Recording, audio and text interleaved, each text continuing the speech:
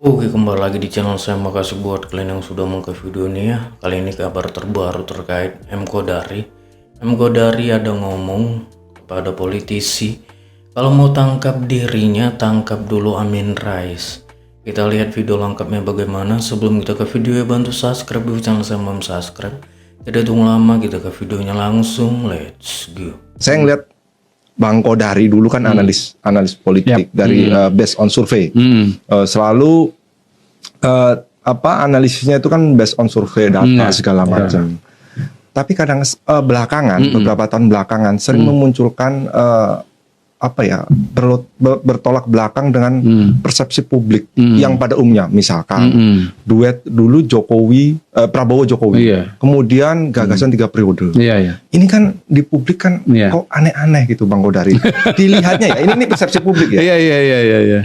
Bang Kodari ada yang berubah nggak? Enggak, sebetulnya nggak berubah. Jadi saya itu dari dulu memang peneliti tapi sekaligus juga aktivis. Nah, mungkin wajah saya yang menonjol pada beberapa waktu yang lalu itu adalah wajah analis ya, atau wajah peneliti. Kebetulan saya kan mendirikan lembaga survei yang notabene adalah lembaga penelitian. Tetapi saya sebetulnya juga adalah aktivis politik. Saya adalah aktivis HMI waktu di UI dulu, selain aktivis kelompok studi. Jadi ya sebetulnya dalam kehidupan sehari-hari juga saya banyak berinteraksi dengan teman-teman aktivis dalam berbagai isu dan persoalan. Nah, cuman memang saya sisi aktivisnya lebih menonjol dalam beberapa tahun terakhir ini karena saya melihat ada beberapa persoalan yang memerlukan jawaban atau memerlukan solusi. Misalnya ya, soal Jokowi 3 periode atau pasangan Jokowi Prabowo, bukan Prabowo Jokowi ya, Jokowi Prabowo ya. Itu didasari pada kegelisahan saya bahwa pilpres kita itu semakin terbelah, semakin terpolarisasi dan semakin panas. Dan itu kalau kita bicara pilpres 2014, 2019 itu skalanya terus meningkat sedemikian rupa sehingga saya punya proyeksi bahwa 2024 itu bisa betul-betul amat sangat panas, melibatkan isu keagamaan dan seterusnya. Panjang lah kalau dijelaskan di sini ya, saya sudah jelaskan di tempat-tempat yang lain. Tapi kalau saya melihat bahwa kalau diteruskan linear, maka kita akan berhadapan dengan situasi polarisasi yang membahayakan. Ada buku judulnya From Voting to Violence. Jadi pemilu itu kan sarana untuk memilih pemimpin, mencapai suatu situasi yang lebih baik ya.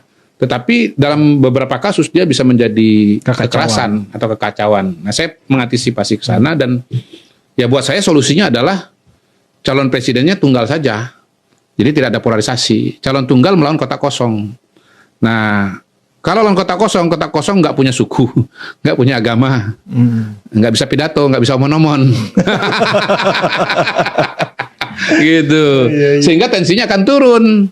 Nah, tapi saya menyadari bahwa Pak Jokowi itu sudah 2 periode. Karena itu kemudian kalau dia mau maju lagi, alias 3 periode, harus ada amandemen konstitusi dulu. Gitu. Jadi saya mempromosikan agar ada amandemen konstitusi, membuka ruang bagi presiden 3 periode. Nah, itulah mungkin yang dianggap pro kontra. Terus nggak ada orang kan yang nggak paham bahwa Kodari kamu melanggar konstitusi karena presiden kan cuma 2 kali. Enggak melanggar, saya bilang. Karena saya kan ngomong di amandemen dulu. Nah, ada juga ngomong, Kodari kamu melawan undang-undang dasar karena kamu mau ngubah undang-undang lo. Berarti Anda nggak paham tata negara. Bahkan Anda nggak baca undang-undang dasar. Karena undang-undang dasar 45 itu dia sudah punya pasal sendiri yang mengatakan konstitusi bisa diubah. Lebih jauh lagi, de facto konstitusi kita ini udah pernah diamandemen 4 kali. Gitu loh. Ada juga yang nyerang, Kodari kamu melanggar hukum, polisi tangkap dia gitu. Saya bilang kalau menangkap saya, tangkap dulu Amin Rais sama Usman Sabtaodang. Karena saya baru wacana mengubah konstitusi. Kalau 2 orang itu sudah melakukan. Mereka kan yang melakukan amandemen pada tahun 99 sampai dengan 2002. Nah, itu tanda tangannya kalau dicek amandemen kita itu Amin Rais karena dia ketua MPR pada waktu itu. Jadi Abang pada saat dukungan 3 periode itu sebenarnya ya itu pemikiran sebagai pribadi lah ya. Iya, sebagai pribadi. Ya, setiap orang punya pemikiran itu. Ya, sebagai aktivis kan kita kan sebagai aktivis kan kita melihat persoalan, kita harus datang dengan solusi dan kita harus menyampaikan ide dan pemikiran itu. Dan namanya aktivis ya kita pasti berusaha agar gagasan itu diterima secara publik. Ya. Dan saya mengatakan begini, bahwa teman-teman yang mendukung gagasan itu banyak. Nah, buktinya apa? Pertama, waktu saya pertama kali ngomong itu di Mata Najwa, saya kasih nomor WA saya, itu nggak berhenti itu WA orang yang menyatakan dukungan. Ya, kan saya kasih lihat itu di tayangan Mata Najwa itu. Nah, bisa dicek lagi tuh kalau orang nggak percaya, itu saya kasih lihat itu. Yang kedua, dari situ kemudian berdiri gerakan Jokpro, teman-teman yang menghubungi saya untuk, Bang, itu gagasan saya sudah pikirkan dari lama.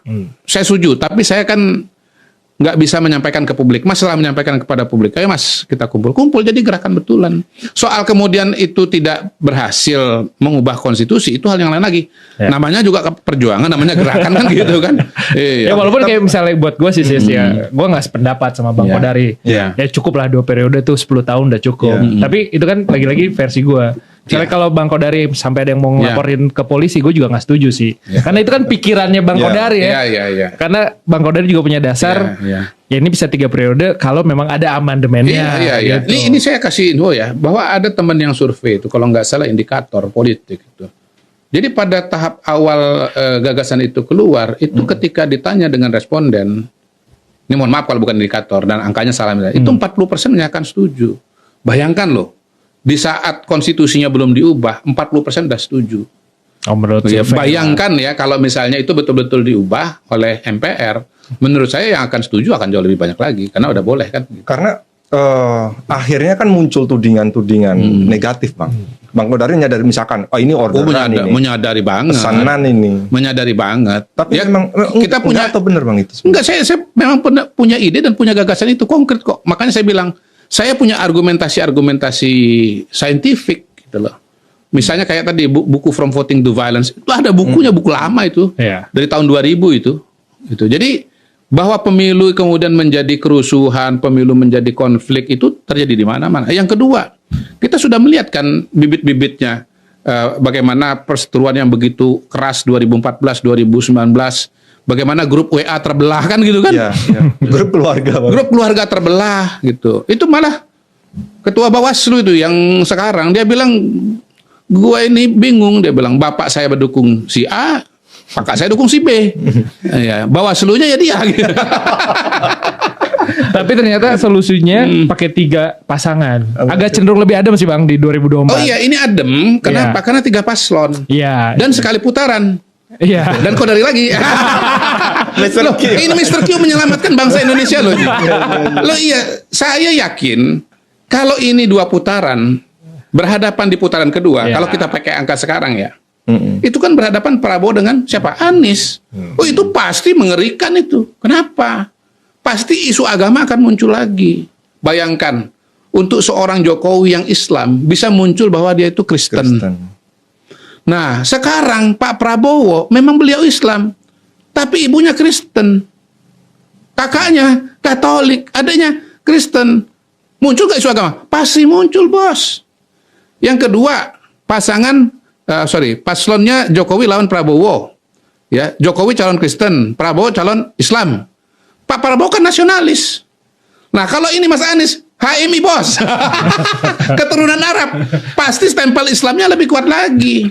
Itu, dan bayangkan dari bulan Februari sampai dengan bulan Juni ada 4 bulan. Dan ada bulan Ramadan di situ. Jadi kita belum tentu kita bisa podcast sekarang ini, Bos. Kalau nggak ada gerakan sekali putaran Mr. Q. Aduh, gue gak kuat, gue kedenger ketawanya. Ketawa apa Bang namanya Bang? Ketawa polarisasi. Oke, itu dia video. Gimana menurut kalian? Coba komen di bawah dan sampai bertemu di video saya selanjutnya. Bye.